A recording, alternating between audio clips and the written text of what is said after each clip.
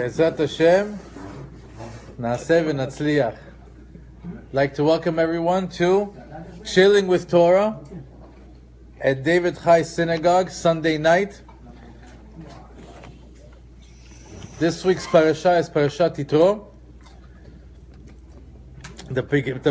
Baruch Hashem, we have a full room tonight, so we're going to do a very short chidushim, so everybody can get a chance to speak. This week's parasha begins, Vayishma Yitro, Chohen Midyan, Choten Moshe, Et kol asher aseh Elohim leMoshe u'Yisrael amo, ki hotzi Adonai et Yisrael miMitzrayim. I'm just going to give a couple of chidushim on the first pasuk only. I just heard a beautiful lesson from Rav Meir Eliyahu that says, what is Vayishma Yitro? Vayishma, the first words, Veshama Yitro,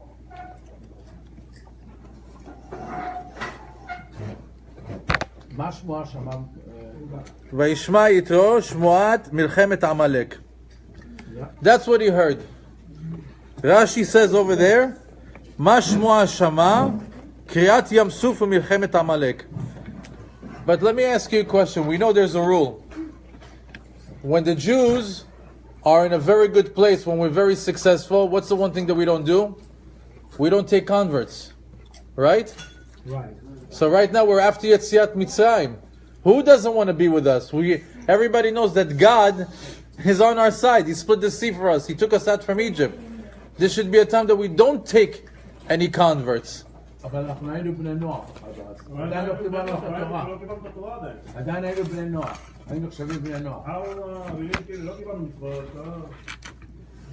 Still, if you want to become part of the Jewish nation,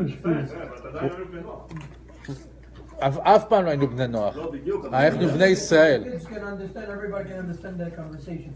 So, the beginning of the parashat, it says, Vayishma Yitro Shmuat Milchemet Amalek. That's the word Vayishma, meaning what happens?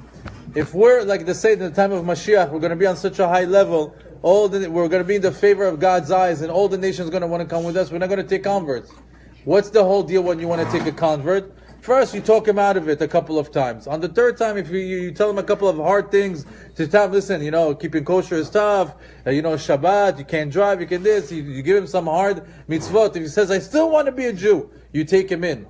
So Yitro said over here, Vayishma Yitro Shmuat Milchemet Amalek. He says, hey, I'm going to rely on Milchemet Amalek. Why? That means that the Jews are still in trouble. That means that there's still people that want to fight the Jewish people, and still want to be part of them. And that's why he said he wanted to come back. Now, Yitro, the pasuk tells us, Vayishma Yitro, first he was a regular guy, Yitro. Then he became Kohen Midyan. Oh, he moved up a notch. He became like a head priest.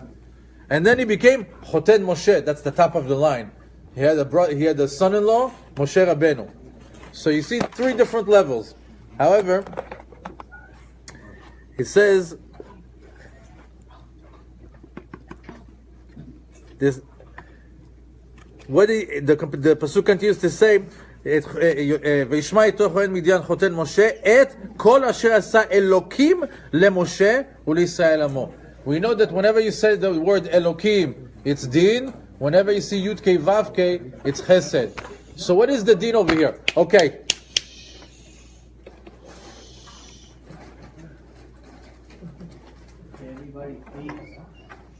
The adults too.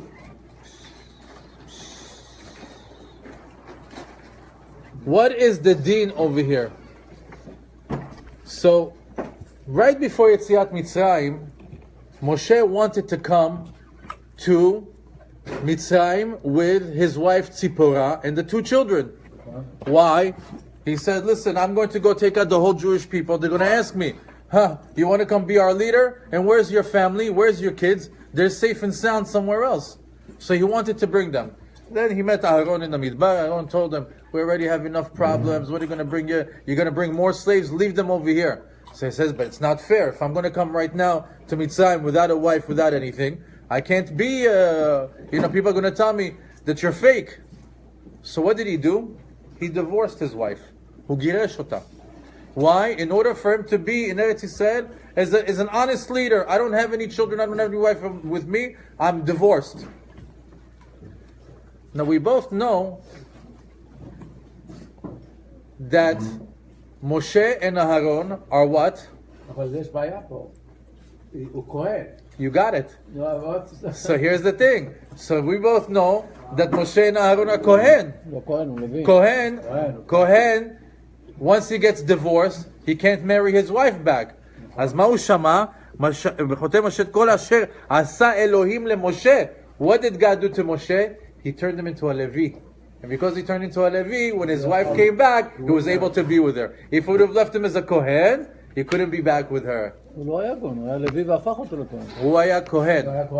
ויקח איש בן לוי וילך לבת לוי. אבל הוא נתן להם את הכהונה. אחרי מתן תורה. משה לא עבד במשכן. לא, רק אהרון קיבל כהונה. אז הוא אומר פה מה הוא שמע? שהוא חילק את אחיו. His brother became the Kohen and he reversed him back to being a Levi, even though he was a Levi originally. Another thing. Well, but Amram לא היה כהן.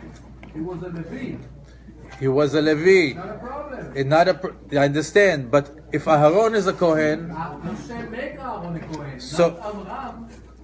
listen to this. If Aharon is a Kohen and his brother is a Kohen too, what happened? Who's the only ones that didn't become Kohen? Amram.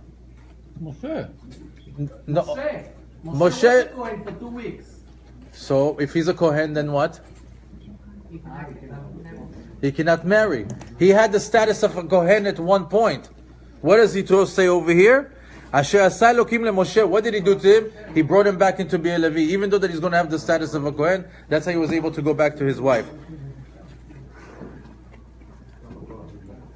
Second thing, Yitro overall as a person, what was he? He was a spiritual guy. הוא היה בן אדם רוחני. He just wanted to know God. But he kept taking the wrong roads. They said that he tried every type of avodah zarah. Every type of avodah zarah, he tried. He kept going and trying and trying and trying and trying. He wasn't satisfied. But even though he was Kohen Midian, like we said, like the Pope of that time. So now, but there were wait. a few names to it, no? 7 names. 7 names. What's the 7 names? One of them is Chovav. Why? כי חיבב את התורה. Right, that's what I'm saying. He was trying to learn Torah. Yeah, no, this is after Yetziat Mitzrayim. That's when he got this name. As a matter of fact, who knows all the 7 names of Yitro? ראואל, שני, יתר.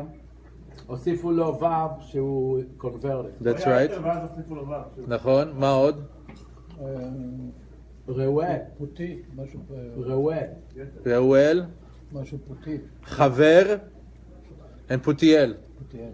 Here's a chidush about Putiel. Why do they call him Putiel? מפתה מעגלים לעבודה זרה. אז עכשיו בן אדם שהיה מפתם עגלים לעבודה זרה. So here's the question. We know when somebody converts, you're not allowed to remind them of how he was in the past. אז איך יראו לו פוטיאל? השם הזה מזכיר לו את העבר. So here's a chidush from Zera Shimshon class from Rabbi Laredo. This is beautiful chidush that he gave over there.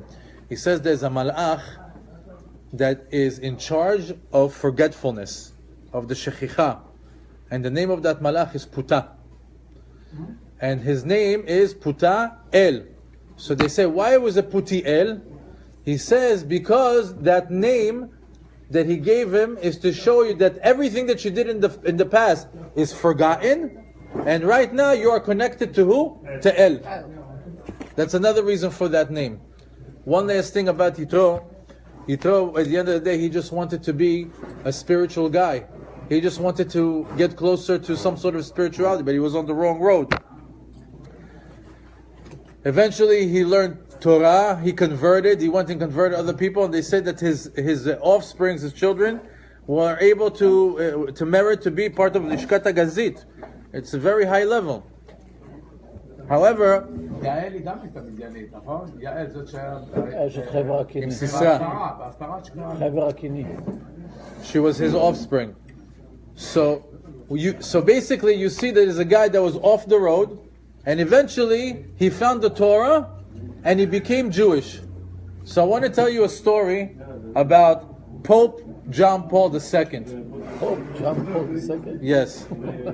John Paul. This is Guys, Before you go any further, I have to leave now, but I'm a sponsor for next week. חזק וברוך. Okay. תזכה למזלות. But be here. All right. Okay, I'm gonna be here. That's it. חזק וברוך. בעזרת השם. I mean, we did it especially for you in English. All right, I know.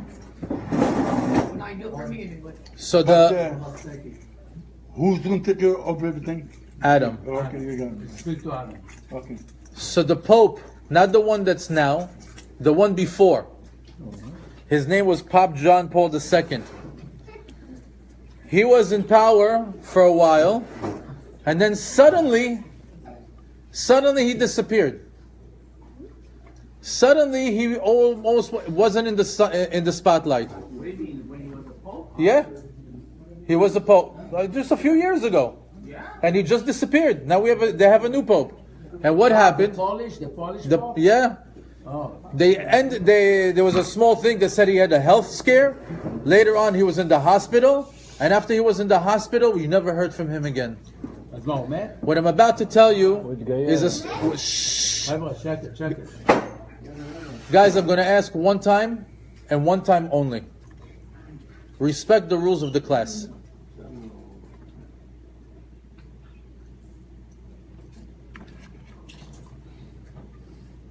What I'm about to tell you, you can't find on the internet. What I'm about to tell you, you're not going to find it in the newspapers. What I'm about to tell you is a story that only goes in the circle of yeshivas and rabbis and people that are in the know. There's a huge rabbi that everybody holds him in high regards, Rav Yaakov Hadas, who is a very big Kabbalist. Adis. I'm sorry, Adis. And he wrote a special book discrediting Christianity. And he went and he got a special rabbi who translated it to Italian. And he made sure that this book went all the way to Pope John Paul II. I think you got the wrong one. Who? I think it's Benedict. It's not John Paul, the one before Benedict. That's his name? No, John Paul was before Benedict. So I'm sorry, Benedict, the Polish one.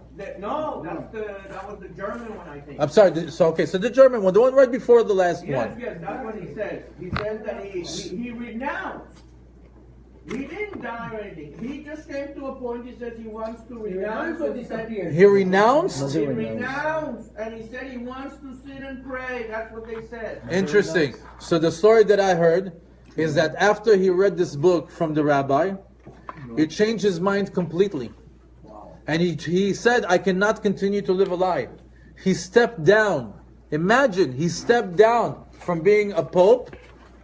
That procedure that he went into the hospital, that was an emergency procedure, was a Brit Milah. And from then on, nobody hears from him. And they say that, and the inner circles of the rabbis say that what they call the pope, not where the pope is, what they call that, the Catholic Church or the Vatican. The Vatican has paid a lot of money to keep a lot of the stories covered up, not to know what happened with him. Imagine, the Pope disappears, no specials on TV, nobody writes a book on him, where did he go, what happened? And the rabbi is telling us the Chidush over here, he renounced. Yeah, of course. So just goes to show anybody who really follows spirituality, anybody who really finds the truth, eventually he follows it. We saw it in Yitro, and we said, of Baruch Hashem, we have some honest people in the world. Okay, we're going to move over now to Shlomo. By the way, around the year 900 and year 1000, there was a Jewish pope, you know that. A Jewish pope, Chidush. He was one of the biggest rabbis in Germany. He had a son, his name was El Hanan, and he was like a 2-year-old. and the priest in the town kept telling the Goyshe maid that her salvation is by giving that boy to the church. And on one day, I don't know if it was Rosh Hashanah or what, she disappeared with the kid. And he ended up in a monastery, and little by little, he ended up being the Pope. The father used to have horrible dreams. He used to have a dream, he would see his son like sitting in the, he didn't know what it meant, but he would see him like in the Vatican actually. And that was it. He was always worried, where's my son? What can I do? And Rabbeinu Elchanan, he became the Pope. And after some time, he started feeling that there's an emptiness. He's looking for something else. Eventually, he wanted to find out about the Jews, but he couldn't get a rabbi. So what he did is he made a gezerah against the Jews, and he knew because of that, the Jews would come to ask for help, and they would send the rabbis. And what happened was that the father, his own father came. And his father came, and when he saw what's going on, he realized that was what his dream, the whole scenario, but he didn't recognize that is his son. The father wrote a poem that the Ashkenazim say in their prayers the second day of Rosh Hashanah. It's, no, I don't know, I just know the phrases, El Hanan Noam Nahalato Lehishaper, mashu like that. And he used to always say that to, say it over and over in his son. So the Pope, so he was telling him the story that he had a lost son and this and that. And then the Pope asked him, what's the name of that son?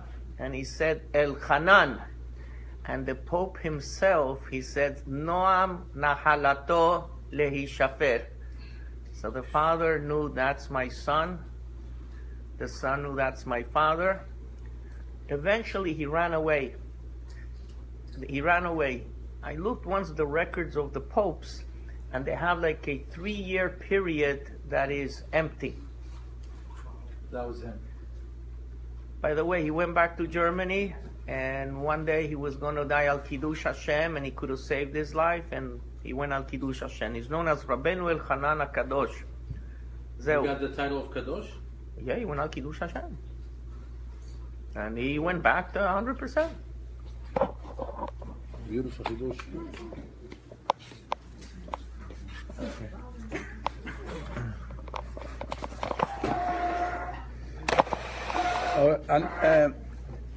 אני ואופיר, me and Ophir, we're trying every day, but it doesn't work every day, to learn Rashi. And בפרשת שמות כתוב, וישמע פרעה את הדבר, he heard what Moshe did, that he killed the Egyptian, ויבקש להרוג את משה, ויברח משה, and Moshe, he wanted to kill Moshe, and Moshe escaped from Paro, and he went to Eretz Midian. So I remember me and Ophir were asking why Rashi does not bring the Midrash here. Why does not bring the Midrash here? That his neck turned into a shaish, and they couldn't kill him. They wanted to kill him. The cherev alcha, and now in this parasha it says, "V'shem ha'echad Eliezer, ki Elokei avi be'ezri v'yatzel micherev Paro." One of the son of Moshe was Gershon and Eliezer. Eliezer because God saved me from the sword of Paro.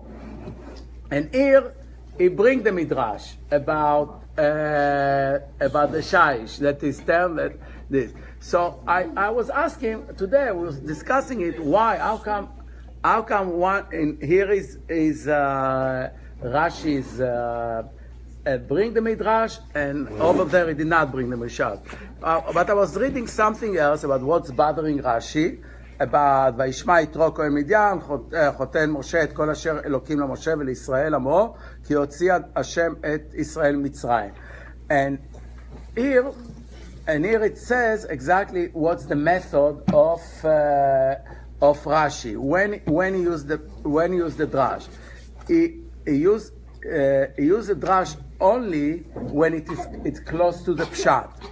If there is some textual or logical reason for the midrash, then he's using it. So in the first place, it does not say Cherev Paro. It says just that Paro wanted to kill him. Bikesh, Vavelo Vayetzav. So then he goes, he did not order, he did not say Vayetzav Paro. So more he was talking about Shevakesh Paro, and maybe they did not understand and that's give him the time. His servants, he didn't understand exactly what he meant, and then that gave him the time to escape.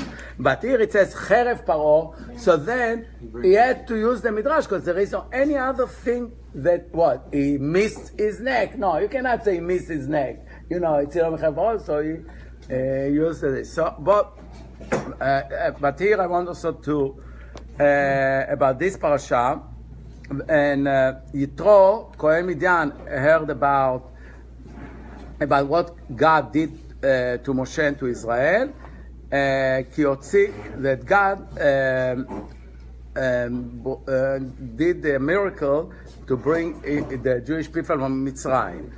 So it says, what report did Yitro heard so that he came? The splitting of the sea and the war with Amalek.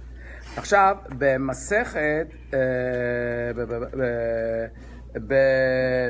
באחד המסכתות כתוב שיש שלוש, there are three opinion,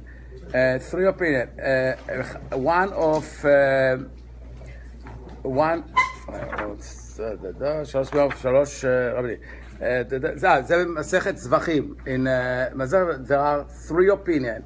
What report did Yitro come and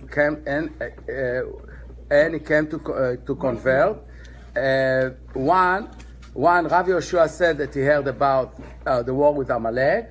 Rabbi Eliezer Amodai said that he heard the giving of the Torah, and Rabbi Eliezer said that he heard of the splitting of the sea. But Rashi only uses the splitting of the sea and Milchemet Amalek. He doesn't use the one of the Torah, because you notice he did not say that it come to convert. He does not use because Rashi goes according to the chronicle, what the logical. Before it was the Amalek, Israel won in the war against Amalek, and before that was the splitting of the sea that בשירת היום we said that כל העמים שמעו את זה, לא רק... There was an opinion whether Yitro was there before or after Matan Torah. But he did not use this one. He did not use it. He used that before Matan Torah, Rashi used it. He did not use after Matan Torah because he did not find any textual support, very little that he found, so he did not want to use it. He did not want to use it.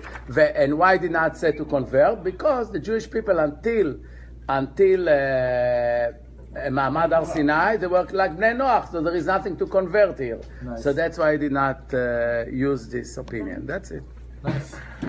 Let's do David.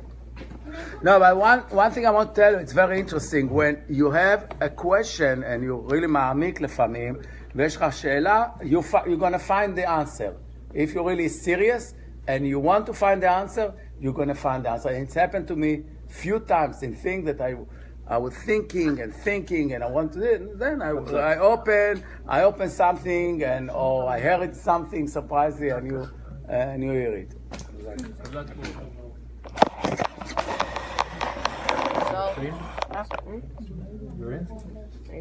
So one of the main parts of this parsha is actually the giving of the Torah, the giving of the Ten Commandments, which is probably one of the biggest parts of this parsha. So one of the we know that everything Hashem does is for a reason.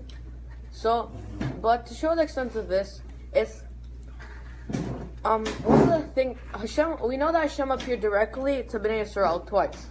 He went, they died. He revived them, they died again. He had to revive them with dew. So, but the thing is, this actually teaches us something that was, how do I say this, like used, I guess. in actually the beginning of the world, like near the beginning of the world. We know that in the near the beginning, the way first Avodah Zarah happened is that people instead of thinking that this is me, that I go and I talk directly to God, I'll go and talk to a messenger, and then and then he will deliver it to God. That's how it started, no? So one of the things is Hashem showed that I talk directly to Bnei Israel when I was giving the Torah, to show that you don't make any symbols, don't add anything on to what I say. That okay, instead of Hashem, I'm gonna do you, I guess, a favor, and I'll go and I'll give it to your messenger, to your angel Michael, and then he'll talk to you. Don't do that. By me showing I talk directly to you here, you need to talk directly to me. To show, so don't add on and make any other symbol or manifestation of me. Nice. Okay, you have something, Aryeh? Yeah. Kids have? Okay. Who's first? Me. Arya. Are you? Come.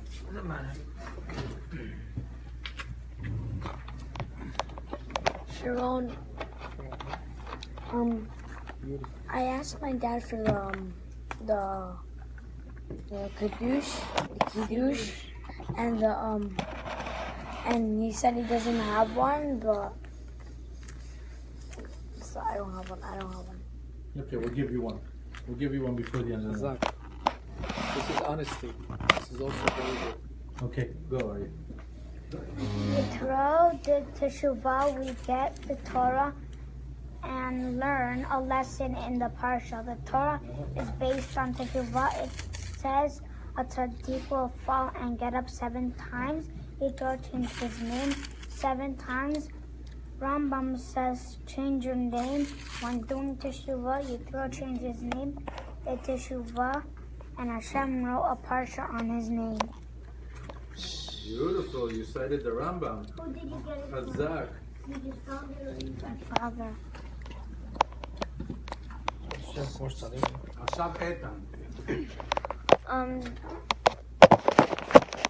This is from Parashat Beshalach, when the Mitzrim, like in Makat Bechorot, when the firstborn die, you know how the parents like drew a picture of the firstborn in their family? Yes. So the picture of their firstborn erased, and also the dogs, like their animals, like cried. Hazak. So you're saying the I picture, got it from my mom. if there was a painting, then the image disappeared from the painting. Chidush, even the kids make hear things we've never heard before. You have to. Okay, one Yeah, more. that was those two. Those two? They were Okay. lucky that they did not have an iPhone in those days. Everything would be erased. Okay. Let's go to the adults. iPhone, everything would be erased. Ofir, Machavuta, Ilan. Adam, you ready? Andy is coming right now. We have to use the big tripod for it. Okay, I'm gonna try to say a chidush that I heard this morning, Bezrat Hashem, and another chidush that I really liked, and hopefully I'm gonna do grace with how I heard it. So the first chidush that I heard this morning, it says about when Bnei Israel came out from Egypt, they had 3 days without water, and then they come to Marah, and they have a bitter water. So they start complaining to Hashem and to Moshe, and suddenly Hashem tells Moshe to do something that doesn't really make any sense. Okay, there's like you have a bitter water, so you should just add some sugar or something. But Hashem tells Moshe, take Etz Zov, which is bitter, and throw it inside the water. So bitter and bitter will make it sweet. Minus the minus, it's a plus. So there's a story about a Hasid who had like a lot of kids in a very small room, and he comes to his rabbi and tell him, Rabbi, listen, it's so hard. We like 11 people in the house, only one bathroom, and we have this, and this is this, and the kids, and the wife, and what should I do, Rabbi? So the rabbi tell him, you know what? Go get a goat and come back after a month. So like, what, a goat? So like, okay, the rabbi said, go get a goat. Yeah. So he got a goat, and then after a month he came back to the rabbi. So the rabbi asked him, so how is the house now? Oh my God, Rabbi, you can't believe it. Oh my God, the goat is like 20 other kids. Oh my God, she's like doing here and doing that. And I was like, I can't handle it. I was like, okay, you know what? Take the goat out and come back after a week. Tell me how it is. So he took the goat out, and then he come back. It's like the rabbi asked him, so how is the life? Rabbi, everything is perfect. Everything is so good. I'm so happy. I can't believe it. So they said, like, sometimes HaKadosh Baruch Hu give you bitter. It's actually sweet, but you think it's bitter. So he adds on bitter, and then he takes it for you to appreciate what he had before. Beautiful. That's what I heard this morning.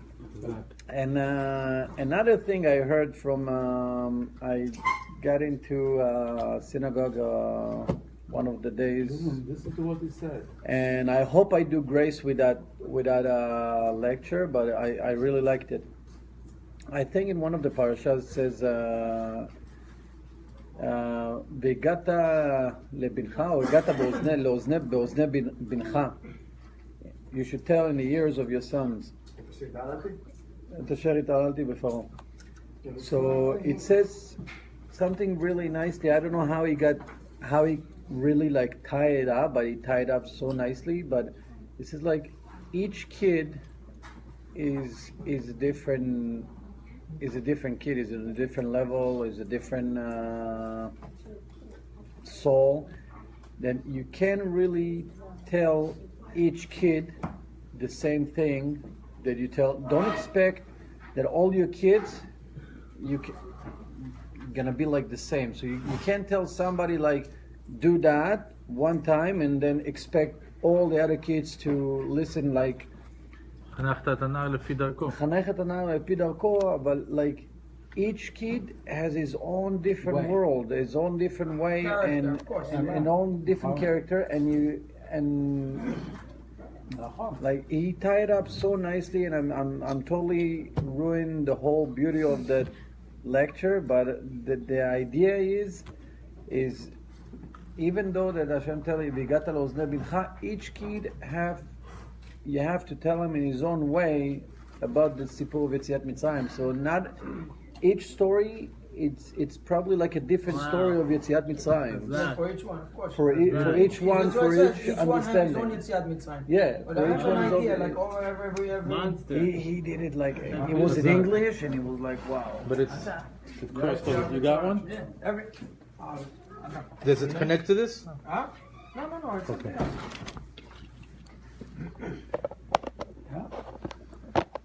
So I just want to speak about some things that I learned from two rabbis, Rabbi Moshe Meir Weiss and also Rabbi Schaefer.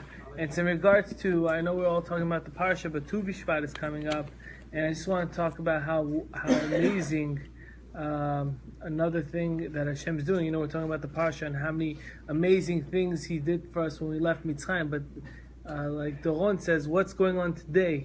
How do we use stuff today? And if we just want to see the beauty of Hashem, Tu B'Shvat is one of those holidays where you can see how amazing Hashem is, especially in fruits. And in every single fruit, you can see an apple. Let's talk about all the different fruits and vegetables. You can see how Hashem created a tree who has bark, and then and from this bark and this piece of wood comes out a fruit that's full of sweetness inside, and outside there's a perfect layer of skin that guards from rain, right? The fruit doesn't get ruined, and and also it starts off green, right? The skin, it's not just, people think that somebody said, oh, you know what, I saw this apple, it has wax on the outside to keep it, they went to the shopping center and they saw that the apple had wax on it that keeps it fresh. But and they said, the rabbi said, oh, that's what you're amazed about? Do you just look at the fruit, the wrapper of the fruit? What's the skin of the apple itself? Just look at that in itself. How amazing is that? It's green, and when it's ripe, when you're ready to eat the fruit, it turns red. You look at different fruits; they change colors. Before they're ready, they turn into the right color. Oranges, bananas, they're green, and then they turn yellow. The wrapper tells you, "Oh, I'm ready to be eaten." Not only that, when they're ready, the tree releases it. And if you want to see something even more beautiful, looking into it, is if you look at the apple, inside of the apple, what do you have? More seeds. For what? So you can grow. In the fruit, you have a whole nother tree. You can go and plant this whole tree. How amazing Hashem is. And in every single fruit, there's a different texture. What do we need this for? What's the point of this? What did Hashem do? Give us all these fruits. Different. What's food for? Food is for you to be able to survive. It's for you to live. You eat so you can live. Right? Your body needs food. It's like gasoline for a car. You don't have food, you can't run. Okay, so you have food. What does it have to have flavor for? What does it have to have different textures for? Look how much Hashem is giving us. Why does it have to have different colors? Look at all the different ways Hashem is giving us enjoyment. So when Tu B'Shvat comes and you eat from every fruit, you can see when you do that bracha, you do the bracha and you have that first bite. And you have that first bite right before the bracha, that's when you get to really enjoy the texture and the flavor. I'll give you an example of fruit. For instance, oranges. When you bite an orange, each bit of juice is in its own sac inside of the orange. And not only that, it explodes, right? The sacs explode. And what kind of flavor do you put there? Citrus flavor, like a sour flavor. It goes perfectly with the type of burst function, right? Everything is organized and perfectly done for our enjoyment, and the colors and the smells. What does it need to smell for? It's food, so you can survive, but yet it also has a smell and flavor. And so I wish everybody to have a wonderful Tu B'Shvat, and that you should take advantage of that first bracha and the first taste of every single thing you try. Fruits. So fruit is also another amazing thing, that more of the fruit, more the inside is more juicy and it's more soft than the peel, the klipa is hard. For example, an apple is a hard fruit. So the peel is very thin, like an orange. It's all watery, like a watermelon. It's all watery. I mean, the fig So of most of the Nice. fruit, the hard. amazing. That's from I think another Rabbi Schaefer also. Okay, we have a special entry right now. First time ever. Beautiful chidush. Let me get in here.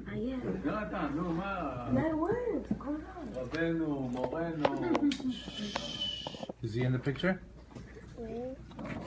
Yeah. Okay. Go. It's We're listening. The first two out of the 10 makot, right? of the 10 makot was made out of The first two, who said them? Moshe, Hashem.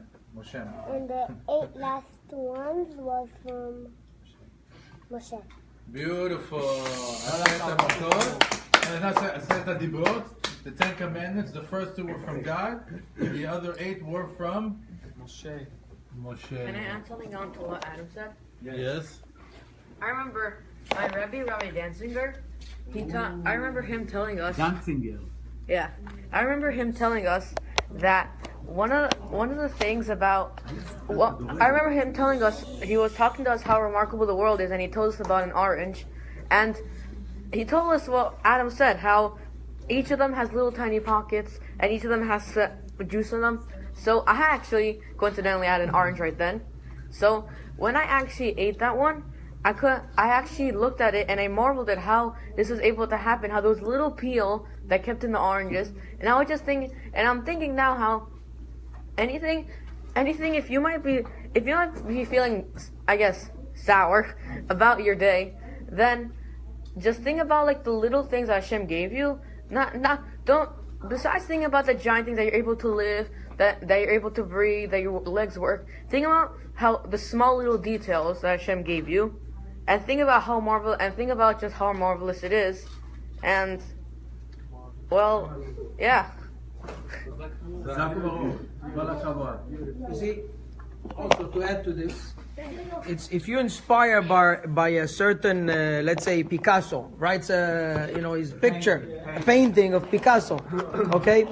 If you're inspired by it and you get into it, then you enjoy it more. It's the same thing. If you're inspired by God's creation of everything, you get into the details. You're inspired. Don't get things like muvan me'elav. Like everything, okay, we eat it, we do it, with that. Everything is muvan me'elav. Inspired, get enjoyed by the creator, by the artist that created all this. You're going to enjoy everything that you eat, everything that you do, you're going to enjoy it more.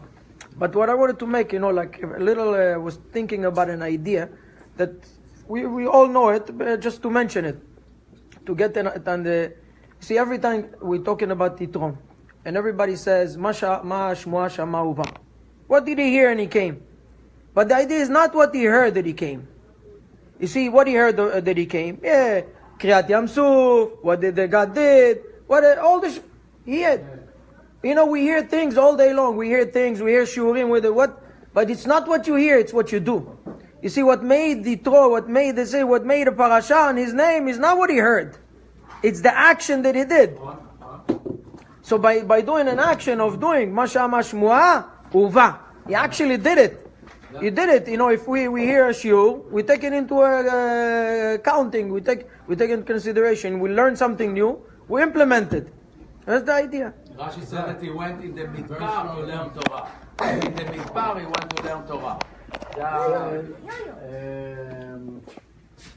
Okay. Rabbi Pinto said something.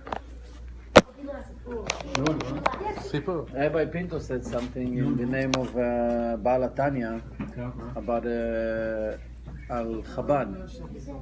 על חוכמה, בינה ודעת. מה זה חוכמה, מה זה בינה ומה זה דעת? אומר חוכמה זה המחשבה שנוצרת לך בראש. זאת אומרת, נוצרת לך מחשבה, נרקמת לך בראש.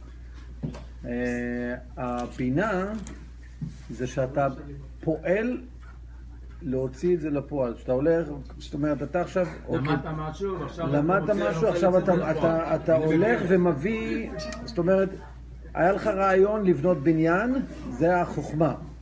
הבינה זה אוקיי, עכשיו אתה הולך, מתחיל להביא משקיעים, לארגן כספים, לעשות הכל, מתכנן את כל התכנון. והדעת זה להוציא את זה כביכול לפועל ולהתחיל לפעול. והרבה אנשים אין להם את הדעת, יש להם את החוכמה, יש להם את הבינה, יש להם את הרעיון, יש להם את הבנייה ואת הכל, אבל תכלס, שאתה צריך להוציא את זה לפועל, אין את זה, וזה הגדולה. זה הגדולה של... זה הדבר הכי קשה. כל דבר בחיים. נכון, וזה... יפה. וזה הגדולה של יתרו. וזה הגדולה של יתרו. הרבה מהתורה של ברסלב זה על הדעת. כן. וזה הגדולה של יתרו, שהוציא את זה לפועל. להוציא לפועל, כן. Okay, who's left? Ben, you have one? Come. Ben. Yo-yo, Ben, and just a video. Yeah. Yo-yo, Ben, and Yosef. Okay, come on. So, why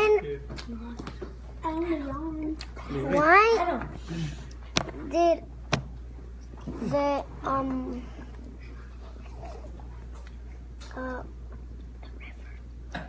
why did the river go back? It's cause maybe like